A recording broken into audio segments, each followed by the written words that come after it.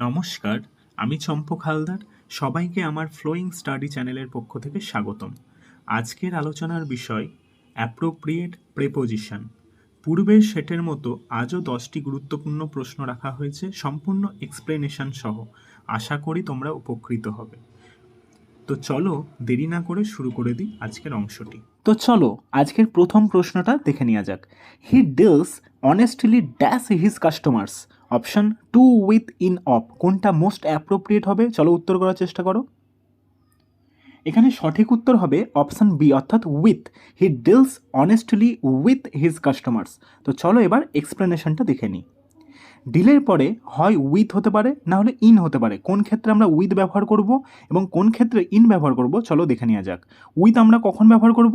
A matter অথবা a person, অর্থাৎ ব্যক্তি নিরিখে বা কোনো বিষয়বস্তু নিরিখে আমরা কিন্তু ডিল উইথ ব্যবহার করতে পারি, বাংলায় যাকে বলা হয় ব্যবহার করা। ডিল ইন কখন আমরা ব্যবহার করি? অর্থাৎ ট্রেড ইন, অর্থাৎ ব্যবসা করা বা বিজনেস করা, সেই ক্ষেত্রে কিন্তু আমরা ডিল ইন ব্যবহার করি। যেমন একটা উদাহরণ দেখে নাও, রাহুল ডিলস ইন রাইস। প্রশ্ন number 2, the instrument is sensitive dash heat. Option to of for with কোনটা মোস্ট অ্যাপ্রোপ্রিয়েট হবে? চলো উত্তর করার চেষ্টা করো। এখানে সঠিক উত্তর হবে option A to, the instrument is sensitive to heat. তো চলো এবার এক্সপ্লেনেশনটা দেখে নিই। সেন্সিটিভের পরে মোস্ট অ্যাপ্রোপ্রিয়েট প্রেপোজিশন কিন্তু টু হয়ে থাকে, অর্থাৎ টু পিপলস ফিলিংস, অর্থাৎ অনুভূতি, অর্থাৎ স্পর্শকাতর বা অনুভূতি অর্থে কিন্তু আমরা সেন্সিটিভের পরে টু ব্যবহার করে থাকি। আর যদি সেন্সিবল হয় তাহলে সবসময় আমরা অফ ইউজ করবো, অর্থাৎ অ্যাওয়্যার অফ, কনসিয়াস অর্থাৎ সচেতন থাকা বা অবগত থাকা অর্থে কিন্তু আমরা সেন্সিবলের পরে অফ ব্যবহার করে থাকি। যেমন একটা উদাহরণ দেখে নাও, he is sensible of the danger. প্রশ্ন number 3, we should be proud dash our country. Option to of in on কোনটা সঠিক উত্তর হবে? চলো উত্তর করার চেষ্টা করো। এখানে সঠিক উত্তর হবে option B of. We should be proud of our country. তো চলো এবার এক্সপ্লেনেশনটা দেখে নেব। প্রাউডের পরে সবসময় মোস্ট অ্যাপ্রোপ্রিয়েট প্রেপোজিশন কিন্তু অফ হয়, অর্থাৎ গর্বিত, গর্বিত হওয়া। He is proud of his blue blood, অর্থাৎ সে তার আভিজাত্যের জন্য কিন্তু গর্বিত। আর যদি প্রাইড হয়, প্রাইডের পরে সবসময় কিন্তু মোস্ট অ্যাপ্রোপ্রিয়েট প্রেপোজিশন কিন্তু ইন অথবা অন হয়ে থাকে। ইন কখন হয় আর অন কখন হয় চলো দেখে নেওয়া যাক। ইন হয় যদি কোনো সেন্টেন্সে প্রাইডটা নাউন হিসাবে ব্যবহার করা হয়, তাহলে সেক্ষেত্রে কিন্তু আমরা প্রাইডের পরে ইন ব্যবহার করব। অর্থাৎ যেমন বলা যায় যে ফিলিং অফ সেলফ রেসপেক্ট, অর্থাৎ সেলফ রেসপেক্ট বোঝাতে কিন্তু প্রাইডের পরে ইন ব্যবহার করি। সেন্টেন্সের উদাহরণ দেখো, he takes pride in his achievements, অথবা they take pride in their wealth. এখানে প্রাইডটা কিন্তু নাউন হিসাবে ব্যবহার করা হয়েছে। এবার দেখো প্রাইডের পর অন কখন ব্যবহার করবো, অর্থাৎ ভার্ব হিসাবে যখন সেন্টেন্সে ব্যবহার করা হবে, অর্থাৎ গ্র্যাটিফিকেশন অর্থাৎ তৃপ্তি বা অহংকার অর্থে ব্যবহৃত হয়। উদাহরণ দেখে নাও, he prides himself on his birth, অর্থাৎ এখানে প্রাইডটা সেন্টেন্সে ভার্ব হিসেবে ইউজ করা হয়েছে। প্রশ্ন number 4, my brother is married dash his job. Option for of to with কোনটা অ্যাপ্রোপ্রিয়েট হবে? চলো উত্তর করার চেষ্টা করো।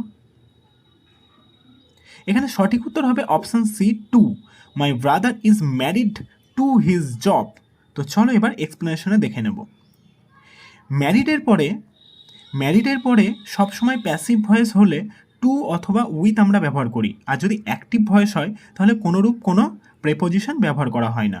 We don't need a preposition with a verb to marry in the active voice. To marry সামওয়ানটা হচ্ছে ট্রানজিটিভ ভার্ব। তো চলো এবার অ্যাক্টিভ ভয়েসের কিছু এক্সাম্পলস আমরা দেখে নেব। He married Rohini last year, বা I want to marry someone special. অর্থাৎ দেখো এক্ষেত্রে কিন্তু কোনো প্রেপোজিশন ব্যবহার করা হয়নি। আচ্ছা, এবার প্যাসিভ ভয়েসে চলে আসি আমরা। প্যাসিভ ভয়েসে কিন্তু আমরা বি বা গেট ভার্বের হেল্প নিয়ে থাকি যখন ব্যবহার করি সেন্টেন্স। তাহলে যেমন টু, এবার ম্যারিডের পরে টু কখন হয় সেরকম একটা এক্সাম্পল দেখে নেব। সি ইজ ম্যারিড টু জন। আবার প্রশ্নটা যেটা ছিল সেটা ভেরি ইনভলভডের ওপর ছিল, অর্থাৎ কোনো কিছুর প্রতি পুরো নিমগ্ন হয়ে যায়, অর্থাৎ অন্য কোনো কিছুতে কিন্তু মনোযোগ নেই, সেক্ষেত্রে কিন্তু আমরা কিন্তু টু ব্যবহার করে থাকি। আবার দেখো, there is no difference in English whether you go married to a male or a female. যেমন example, I got married to Rohini, অথবা বলতে পারো I got married to Ram. এরকম ক্ষেত্রে কিন্তু আমরা টু ব্যবহার করে থাকি। তো চলো এবার উইথ কখন ব্যবহার করা হয় দেখে নিই। ম্যারিড উইথ চিলড্রেন হতে পারে, ম্যারিড উইথ ডিপেন্ডেন্টস হতে পারে। এরকম একটা এক্সাম্পল দেখো দিয়েছি এখানে, they are happily married with several children. প্রশ্ন number 5, bread is made dash flour. Option of, to, from, with. কোনটা অ্যাপ্রোপ্রিয়েট হবে করার চেষ্টা করো। এখানে সঠিক উত্তর হবে অপশন সি, অর্থাৎ from. Bread is made from flour. তো চলো এবার এক্সপ্লেনেশনটা দেখে নেব। মেডের পরে হয় ফ্রম হয়, না হলে অফ হয়। কখন কোনটা ব্যবহার করি আমরা, চলো দেখে নেওয়া যাক। হোয়েন দ্য ফর্ম চেঞ্জেস, অর্থাৎ যখন গঠন বা রূপটা পরিবর্তন হয় সেক্ষেত্রে আমরা মেডের পরে ফ্রম ব্যবহার করি। আর যখন when the form doesn't change, অর্থাৎ যখন গঠন বা রূপটা পরিবর্তন হয় না সেক্ষেত্রে আমরা অফ ব্যবহার করি, অর্থাৎ মেডের পরে অফ ব্যবহার করে থাকি। যেমন একটা এক্সাম্পল দেখে নাও, shoes are made of leather. পরবর্তী প্রশ্ন 6, you should be prompt dash doing your study. Option to, in, with that. সঠিক উত্তর করার চেষ্টা করো। এখানে সঠিক উত্তর হবে অপশন নাম্বার বি, অর্থাৎ ইন হবে সঠিক উত্তর, অর্থাৎ প্রম্পট ইন হয় সবসময়। You should be prompt in doing your study. চলো পরবর্তী প্রশ্নে চলে যাব। His misconduct permits dash no excuse. Option of, two, for, in. কোনটা সঠিক উত্তর হবে করার চেষ্টা করো। এখানে সঠিক উত্তর হবে অফ, অর্থাৎ option A. His misconduct permits of no excuse, অর্থাৎ অনুমোদন করা অর্থে কিন্তু আমাদের অফ ব্যবহার করা হয়ে থাকে পারমিটসের পরে, অর্থাৎ অনুমোদন করা। প্রশ্ন number 8, he suffered dash heavy loss in business. Option at, in, to, no preposition. কোনটা সঠিক উত্তর হবে করার চেষ্টা করো। এখানে সঠিক উত্তর হবে অপশন ডি, অর্থাৎ নো প্রেপোজিশন। তাহলে he suffered heavy loss in business. তো চলো এবার এক্সপ্লেনেশন দেখে নিই। যদি লস বোঝায় তাহলে কিন্তু সাফারের পরে কোনো রূপ, কোনো প্রেপোজিশন ব্যবহার করা হয় না। তারপর চলে আসি, সাফারের পরে হয় ফ্রম ব্যবহার করা হয়, না হলে ফর ব্যবহার করা হয়। কখন ফ্রম ইউজ করা হয় আর কখন ফর ব্যবহার করা হয় চলো দেখে নেওয়া যাক। ফ্রম তখনই আমরা ব্যবহার করব যখন কোনো ডিজিজ বোঝাবে, অর্থাৎ ভোগা বা রোগাক্রান্ত হওয়া বোঝালে কিন্তু আমরা সাফার ফ্রম। যেমন একটা উদাহরণ দেখে নাও, he is suffering from flu. এই ক্ষেত্রে কিন্তু আমরা ফ্রম ব্যবহার করছি। আবার ফর কখন, যখন শাস্তি পাওয়া বা ফল ভোগ করা এরকম বোঝালে কিন্তু আমরা সাফারের পর ফর ব্যবহার করে থাকি। You must suffer for whatever you have done. প্রশ্ন number 9, everybody is angry dash his misbehaviour. Option to, from, for, at. কোনটা সঠিক হবে করার চেষ্টা করো। এখানে সঠিক উত্তর হবে অপশন ডি, অর্থাৎ at. Everybody is angry at his misbehaviour. তো চলো এবার এক্সপ্লেনেশনটা দেখে নেব। অ্যাংরির পরে হয় অ্যাট হয়, না হলে উইথ হয়, না হলে ফর হয়। কখন কোনটা ব্যবহার করে থাকি আমরা এবার দেখে নেব। যদি কোনো জিনিস হয় অর্থাৎ থিং, সেই ক্ষেত্রে অর্থাৎ কোনো কারণে যদি রেগে যায় তাহলে সেক্ষেত্রে কিন্তু আমরা অ্যাংরি অ্যাট ব্যবহার করব। আর যদি কোনো পার্সন হয় অর্থাৎ কারো ওপর যদি আমরা রেগে যাই তাহলে সেক্ষেত্রে আমরা অ্যাংরি উইথ ব্যবহার করব। যেমন একটা উদাহরণ দেখে নিই, his father is angry with him. এই ক্ষেত্রে কিন্তু আমরা উইথ ব্যবহার করতে পারি। আবার অ্যাংরি ফর কখন ব্যবহার করা হয়, কিছুর জন্য যদি আমরা রেগে যাই তখন সেক্ষেত্রে আমরা অ্যাংরি ফর ব্যবহার করবো। He is angry for my saying so. এই ক্ষেত্রে কিন্তু আমরা ফর ব্যবহার করলাম। প্রশ্ন নম্বর 10 এবং আজকের শেষ প্রশ্ন। তো চলো দেখে নেওয়া যাক। He lives entirely dash vegetables this days. Option in, at, on, by. কোনটি সঠিক উত্তর হবে করার চেষ্টা করো। এখানে সঠিক উত্তর হবে অপশন সি, অর্থাৎ on. He lives entirely on vegetables this days. তো চলো এবার এক্সপ্লেনেশন দেখে নেব।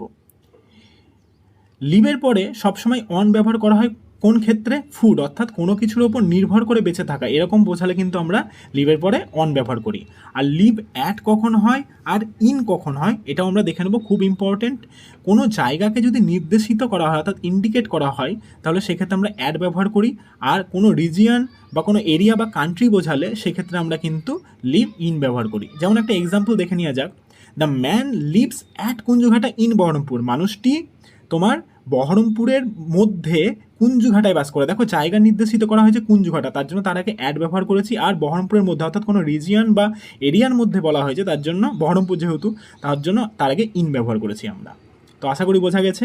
এবার তোমার লিভের পরে বাই কখন আমরা ব্যবহার করে থাকি, অর্থাৎ লাইভলিহুড বা ম্যানার অর্থাৎ জীবিকা অর্জনের ক্ষেত্রে কিন্তু আমরা লিভ বাই ব্যবহার করে থাকি। যেমন একটা এক্সাম্পল দেখো, every mans should live by work, অর্থাৎ কাজের মধ্য দিয়ে প্রত্যেকটা মানুষের বেঁচে থাকা উচিত।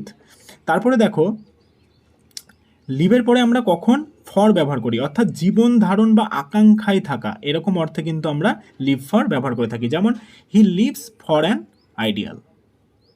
তো আশা করি তোমাদের পাঠটি ভালো লেগেছে। তো যদি ভালো লেগে থাকে তাহলে লাইক, কমেন্ট এবং শেয়ার করতে অবশ্যই ভুলবে না। Thank you so much.